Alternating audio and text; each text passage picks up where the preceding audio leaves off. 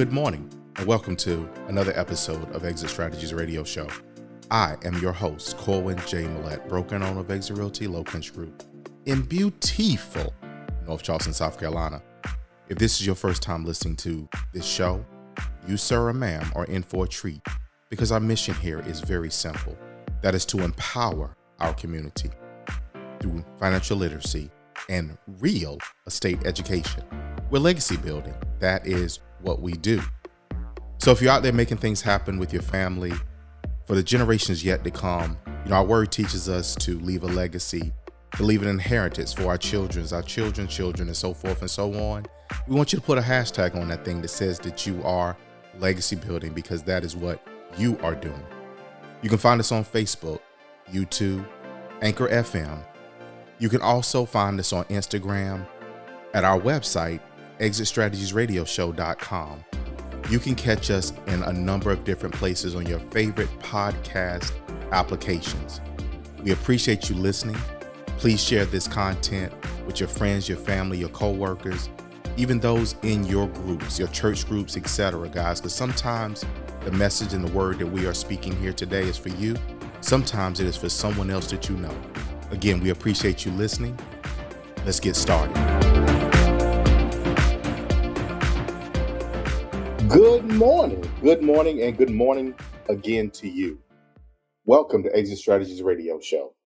Hey, our mission, guys, if you have heard, you should have known, is to empower our community, guys, through financial literacy and real estate education. That's what we do, guys. We legacy build, right? That's what we do. That's the things that we help you, our listeners, to make happen. So, guys, I'm super excited today for a number of reasons. First and foremost, guys, as the old folks say, this is the day that the Lord has made. Let us rejoice and be glad in it.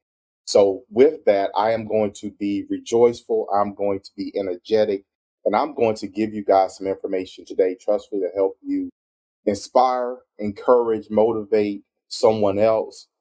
Hopefully, trustfully, it will do something, quote unquote, within you, within your spirit as well in the process, guys. And we want to take advantage, full advantage of being the best that we can be so that we can help, empower, encourage others to be the same. All right. So, guys, again, thank you so much for tuning in today. Trustfully, my running joke from Thanksgiving has been, trustfully, the swelling has went down. Most people say swelling. Well, what? Wait a minute. They think, well, no, nobody ain't beat me up. Well, nah, that food might have done something, might have swole your belly. So trustfully, guys, you guys have kind of gotten yourself, quote unquote, back to normal. Maybe if you were fitting in the sweatpants before Thanksgiving, maybe you can fit them again now after Thanksgiving is passed and all that wonderful food has kind of worked its way through your system, et cetera, et cetera. So again, thank you so much for listening. Hopefully you all of our listeners had a fabulous Thanksgiving holiday, enjoyed family, and most importantly, partook in what makes that day special. We all have these arguments. We all have this conversation. A lot of us, quote unquote, are woke, and we don't believe that that holiday is, quote unquote, for us. But the reality is that the opportunity to give thanks to your maker, to your creator, to your God is always at hand. And that is what we need to be focused on and concentrate on. Forget everything else. You can find 1,000 reasons to not believe a particular thing. But within you, there should be whatever that belief is. It should exist in you no matter what exists in anyone else. So we oftentimes attempt to mirror, quote unquote, our beliefs, our thoughts on others. And that is not what you are called to do. Whatever your belief is, whatever it is, however that thing is, that is yours, own it, possess it, believe in it, act upon it. If it is your belief, it is your faith, that this is what's going to happen, then act upon that and move forward. And don't be dissuaded, don't be persuaded by someone else different. However, oftentimes, guys, that's not the case. But we won't go too far into semantics today. We won't go too far, quote unquote, into the weeds. We're going to get ourselves out the field and we're going to get ourselves back over here on some pavement to talk about, hey, opportunity. Yes, that's what we're going to talk about today. So, guys, our previous show that you listened to, we're talking about market. We're talking about a particular market in that time. And today we're going to talk about a particular area, a particular market as well. But we're going to speak about it from not only from a contrast to the area that we spoke about last, but we're going to speak about it from not only contrast, but also opportunity. And what I mean by that is we are oftentimes challenged. This past week, matter of fact, the past couple of weeks, I've had a lot of conversation, guys, as it relates to housing affordability. Lord, that is a revolving term right now. I mean, it's going from the top, quote unquote, to the bottom, everyone from our top lawmakers all the way down to the average person on the street, if you will, are all speaking about housing affordability. The reality is that things increase in cost. The things that you're experiencing may see in your area and your market may differ from someone else. So some of our listeners here, you guys live in major metros. Some of you live in New York. Some of you guys live in places in California. Some of you guys live in quote unquote our backyard right here in the low country of South Carolina. Some of you guys are in the PD area of South Carolina, and that's part of the area that we're going to talk about today. Maybe you're in Greenville, maybe you're in North Carolina, maybe you're in Florida, wherever you are, your market is specific to what's going on right there. It is impacted specifically by what is going on right there, whether that be an influx of people or what. So I want to talk today from a point of opportunity, but also I need to give you some education as we kind of go along. So I want to touch on a few different things. For those of you who are political watchers, all right, I ain't gonna go too far, all right, but for those who watch politics, you understand that population influences districts, which influences who's in office, which then influences votes, etc., laws, all that stuff. All right. We have seen an influx of population in South Carolina that has been driven by a number of different things. It has been driven by tourism, it has been driven by industry, it has been driven by quote unquote a natural migration. I am from, and it's interesting. A client called me the other day, and in conversation, just kind of catching up. Well, Colby, you mind if I ask you how old you are? And I know, okay, personal question. Okay, yeah. So I told him how old I am. He said, "What? I thought you were such and such." I'm like, "Well, no, I ain't that old. I thought you was in your 50s." No, sir, I'm not. I'm just happen to be an old soul. Happen to have been brought up with older people. So therefore, to be blunt about it, my views and my tendencies are from generations that are unfortunately far gone now. I want to say to you that you, you have the opportunity right now, and we want to help you to capitalize and focus on it. We don't want you looking at the glass as half empty. We want you to look at it always as half full, being filled, so that way you understand that eventually your blessings will overflow. When it's half empty, you look at it as being depleting, not being renewed, not growing. When you look at it as half full, you look at it as, okay, it's filling. And if I keep going, then eventually it's going to spill over. Your cup runneth over. That comes from our word. You have the opportunity for your cup to runneth over. Again, from where I'm from originally, we didn't see a tremendous amount of homeownership. We didn't see a tremendous amount of encouragement for people to stay where we were from. People left. All right. My great grandparents, their children. So my grandparents, they left. They moved. They went out of the area where I'm from. My grandmother was of that generation that they moved up north to larger cities for industry, for opportunities that they were not going to be afforded in the South at the time. Now, bearing in mind that my grandmother, she would have been or was a child that came of age 50s, if you will. And in turn, opportunity in the South in the 50s and 60s was very limited, very restrictive for people of color. In turn, she made my uncle, they went up north with their aunts and uncles who were up north, who had left the South, and in turn were working in factories and industries up north. And my grandmother, as I remember, I never remember her being a part of a factory or anything of that nature. But what I do recall is her working as an office administrator. So she was an office manager, ran an office for an advertising company in New York City. Office was in Manhattan. That company was, if I remember correctly, Fine Art Vlogs, I believe is what it was. They the guys drew a number of different things there.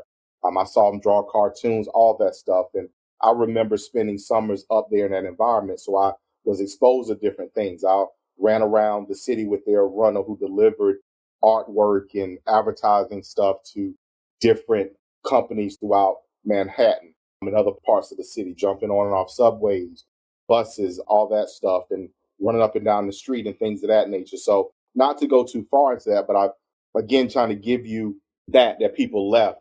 So what happens is now those generations that are still yet here, those grandparents, if you will, those that went up north, a lot of them are starting to migrate their way back down south as they retire.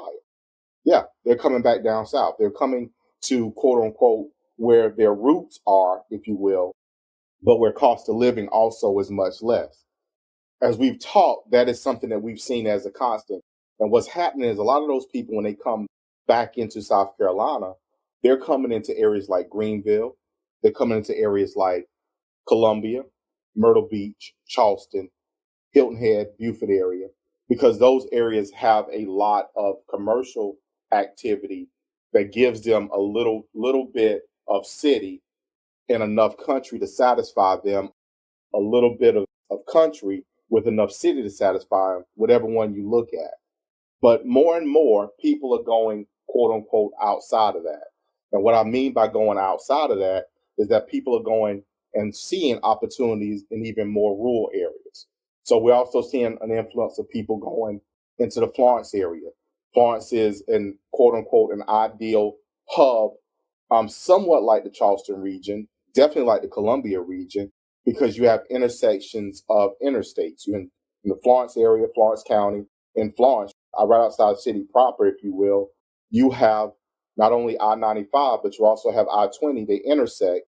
Eventually, there's going to be another interstate corridor that kind of runs close to that area as well that will bring, quote unquote, all that stuff together because you have people that are traveling to the beach, Myrtle Beach coming from up north, and they cut through that area. You have people coming from, quote unquote, down south.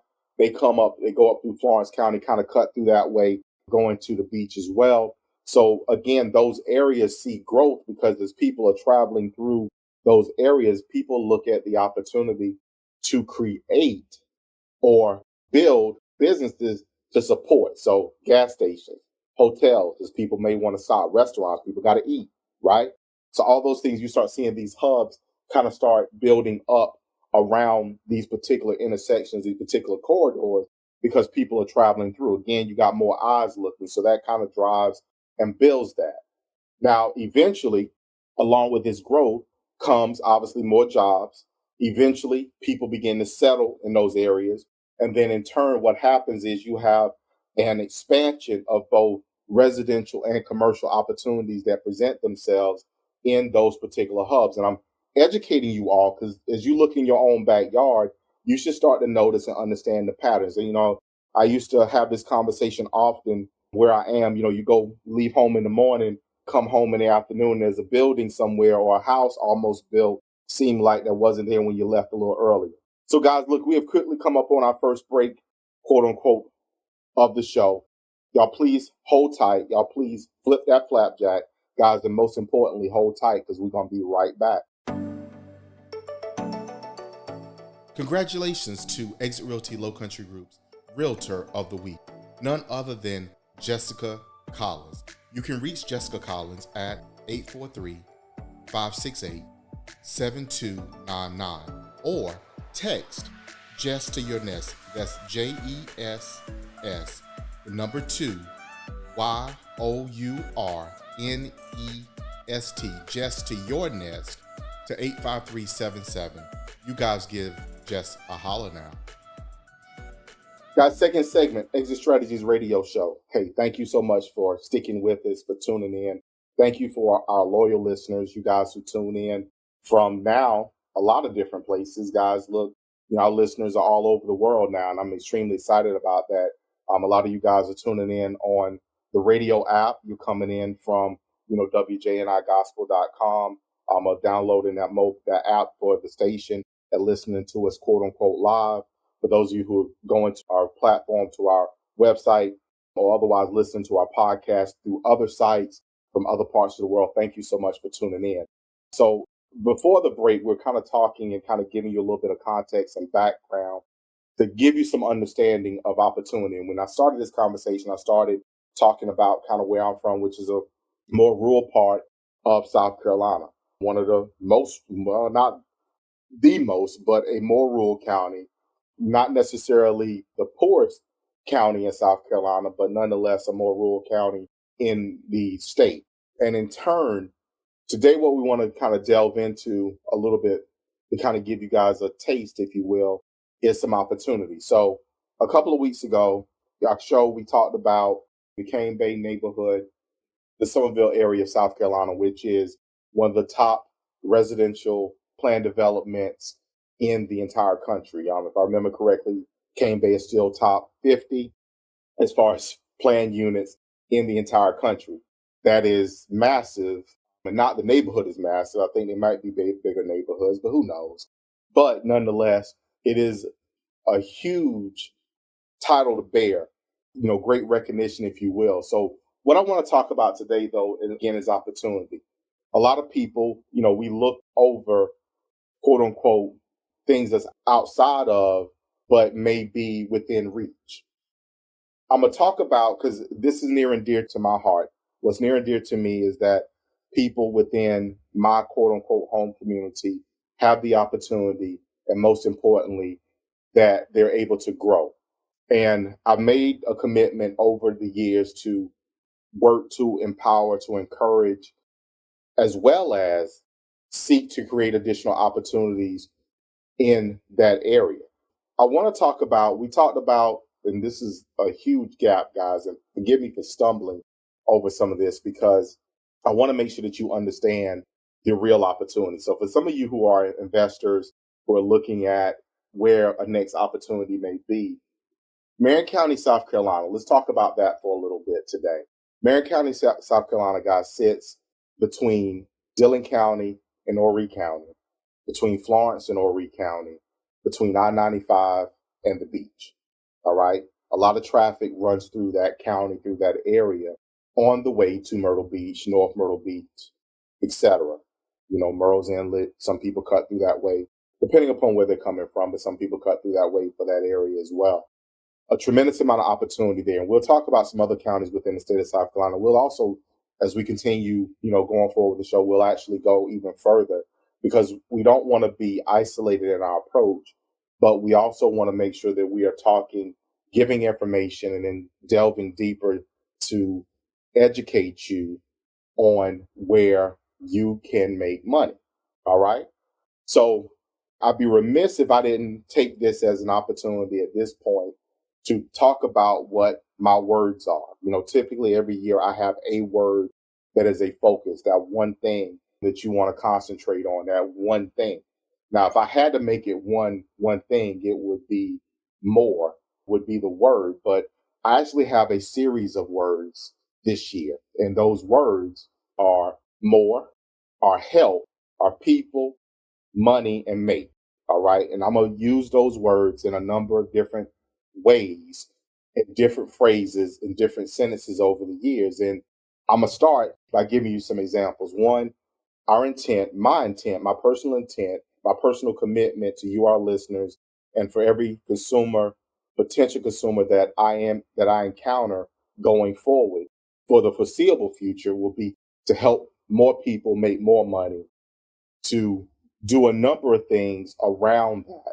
And again, ultimately, what we want to do is always be of service. So, guys, look, let's come back and let's talk about interesting information. The median sales price of a home in Marion County, guys, is below $100,000.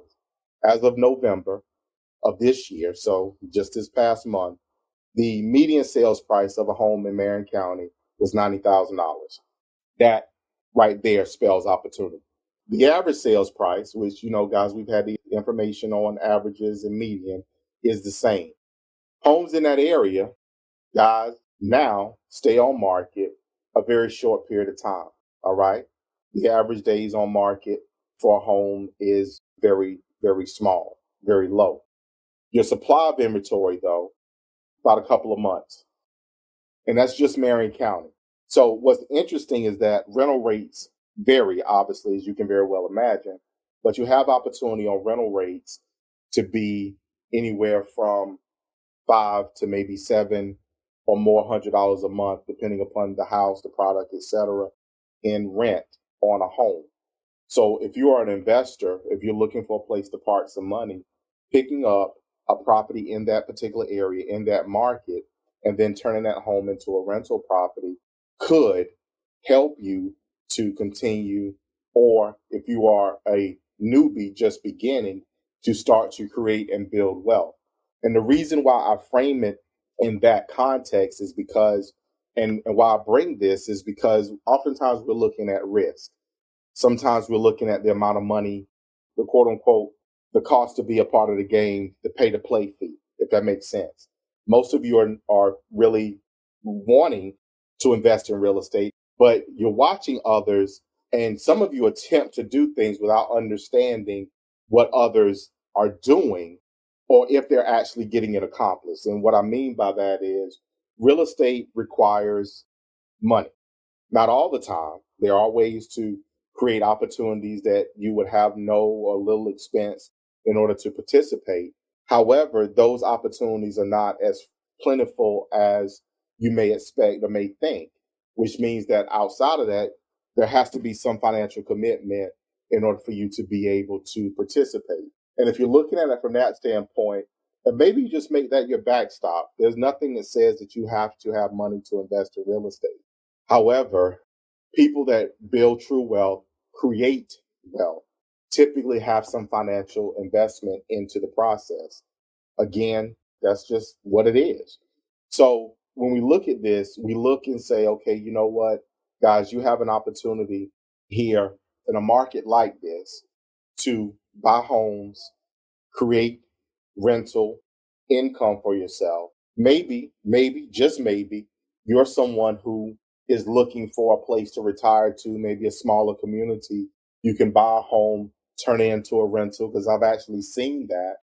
I'm noticing in that particular area, more and more people are moving into that area from larger cities. Maybe you want a quieter neighborhood, a quieter area, less activity, less people. Maybe you're coming from a larger city.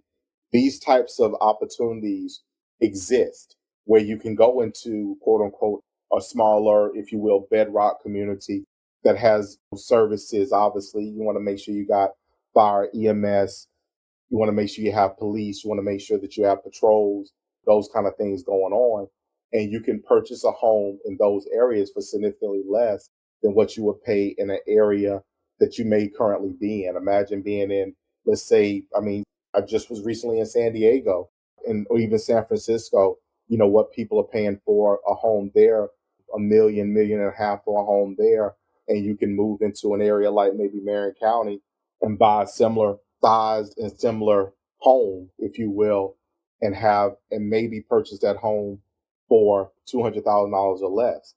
That is a massive opportunity that people are not necessarily paying attention to. Imagine this, and this is the fact that we've talked about here repeatedly on the show, especially as of late, as people are trying to understand why and how pricing of homes have been influenced in their particular neighborhood, in their particular area, because people are transient, people are coming in, and as people are working for companies and working remotely now, they can live somewhere where they don't have to report to an office on a daily basis, don't have to make the commute.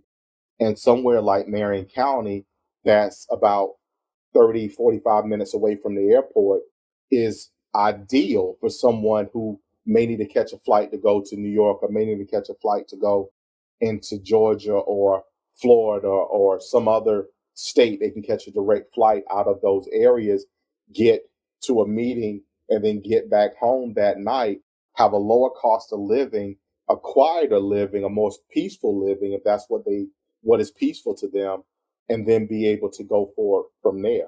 That is huge. That is huge. So what we want to make sure that we're, looking at is the opportunity. And, as you guys are kind of sort of looking to, if you will, vet where you should be at, what you should be doing, as we look to go into a new year, make it your personal commitment, your personal resolve to not only desire to do better, not only the desire to invest in real estate or maybe purchase your first home or whatever that looks like for you as far as real estate goes, but let's create a plan, put it in writing, make a vision board, and let's look at this every day as we take our walk, our steps, so that we can accomplish that thing that we so desire. Oftentimes we wish, we hope, yet and still, and maybe we even pray. But beyond that, we have to act. And we've had that show, we've had that discussion on air, that conversation on air about the wish and the hope and the prayer and the action. And if we don't put all those things into accord, then we're less likely to achieve our objective and to achieve our dream. That is what we want to make sure that we change this year going forward. So, guys, look, please reach out to us if you got any questions, if we can help you in any way to understand. We've reached the end of our show today. I'm very, very excited because I'm delving back in here, guys, because over here right now, this second, I'm working on the strategy for the investor in this area. We have a home coming on the market soon in this area that is going to be an ideal rental and or potential flip situation for the right investor. So please make sure that you reach out to us. If you got any questions, please, if you go to our website, exitstrategyradioshow.com, click contact, send us a note, guys. We'll be glad to answer any questions for you, or give our office a call. Exit Realty Low Country Route. Yep, that's what you can call us, 843-619-3005. Guys, as always, I thank you for tuning in to today's show. I thank you for listening, for being a part of the Exit Strategies radio show family. Most importantly, we love you. We love you. We love you. Yes, we do. And we're going to see you guys out there in the streets. Guys, that was a great show today, and we thank you so much for taking the time to listen to Exit Strategies radio show. My name is Corwin J. Millett. Yes, that is me. And I thank you from the bottom of my heart for tuning in for today's episode. Exit Strategies is my baby. It is how I give back to our community. It is how I foster goodwill, spread good news, and trustfully help you get great results. Guys, as I always say to you, I love you, I love you, I love you. And we're going to see you guys out there in the streets.